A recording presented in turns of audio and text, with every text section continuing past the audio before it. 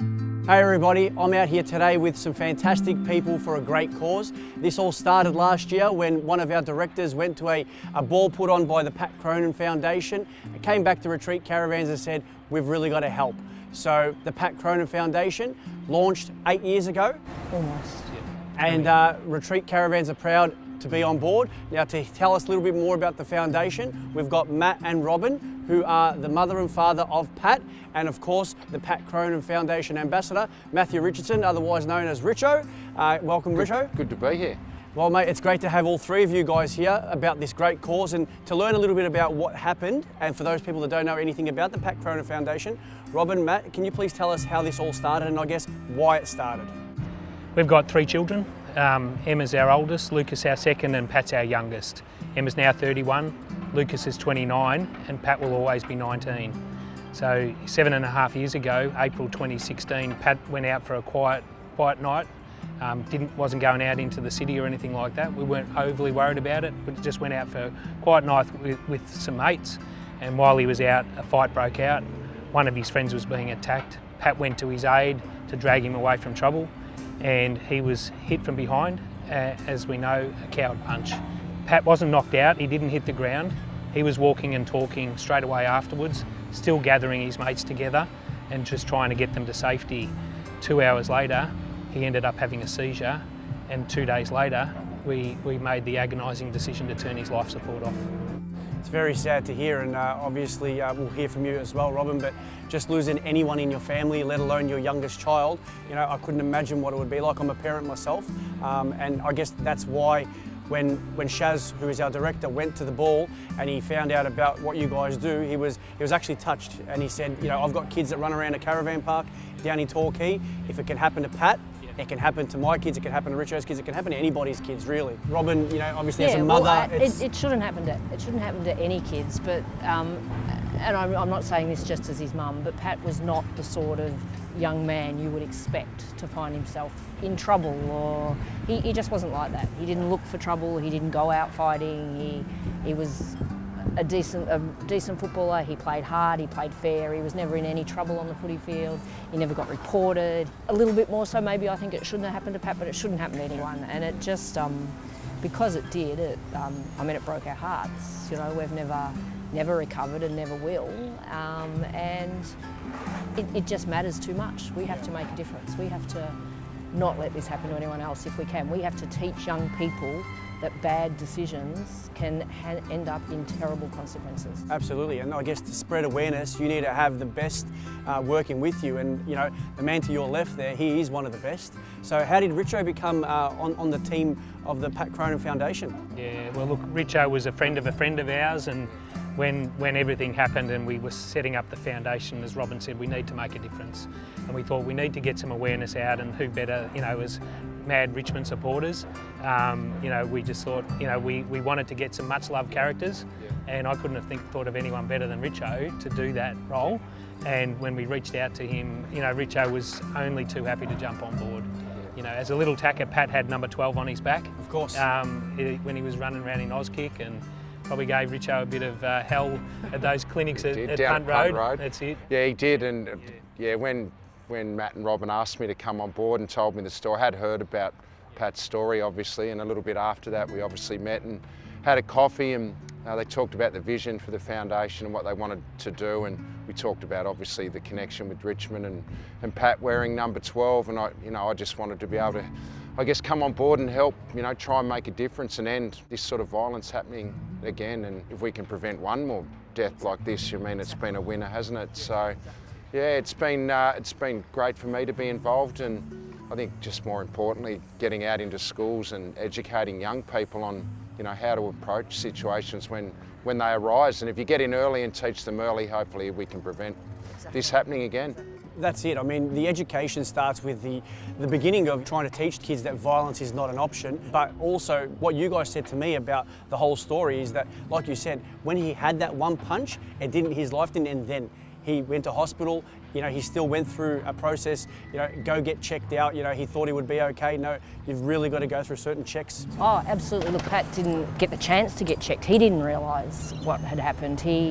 because he was fine. He rang me about 2 hours later and asked me to come and get him because he had a massive headache, was what he said, and his speech was a bit slurry, and I thought, oh, he's had too much to drink, you know, yeah, of course I'll come and get you. And it turned awful right from there. I went to the house and, yeah, he collapsed, and that was kind of it. But when we got his phone back, he'd Googled delayed concussion.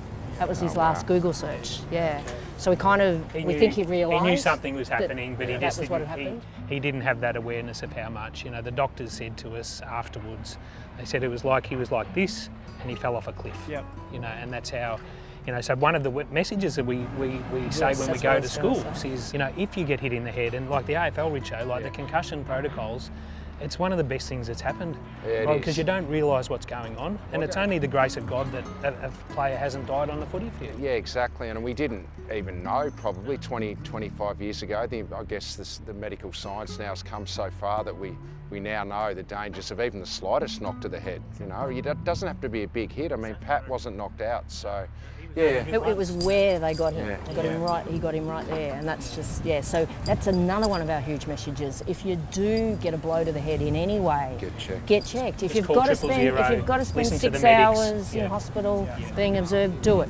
So Tilly, it's great that Retreat have come on board, but how are you actually going to help the foundation? Well, Richo, the way we can help the foundation is to try and raise some money for the foundation, because we know as well as we can get the people who have got the all-time record goal scorers at the MCG, and you know, some great people running it, no worries.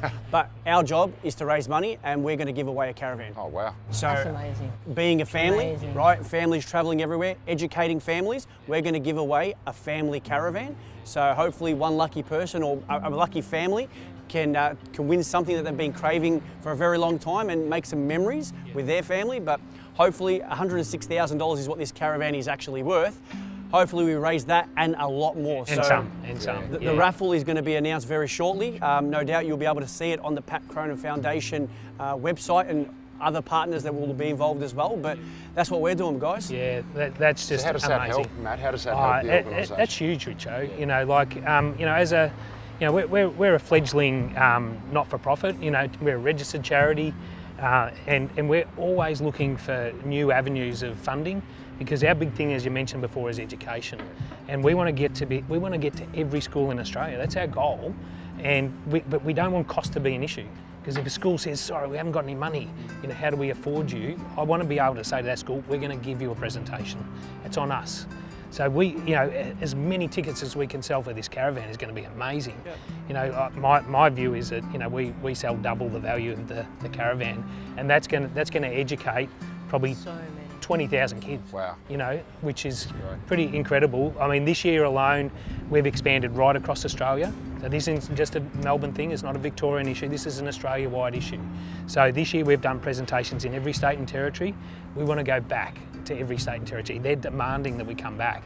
We say, but we need funds to help us. So, you know, everyone who buys a ticket in this raffle is going to be helping. You know, they buy 2 tickets, every $10 we gain for the foundation educates another young Australian. So that's pretty awesome. 100%. So if anyone's looking for a brand new caravan and they want to help a great cause, then the Pat Cronin Foundation and Retreat Caravan is definitely the way to go.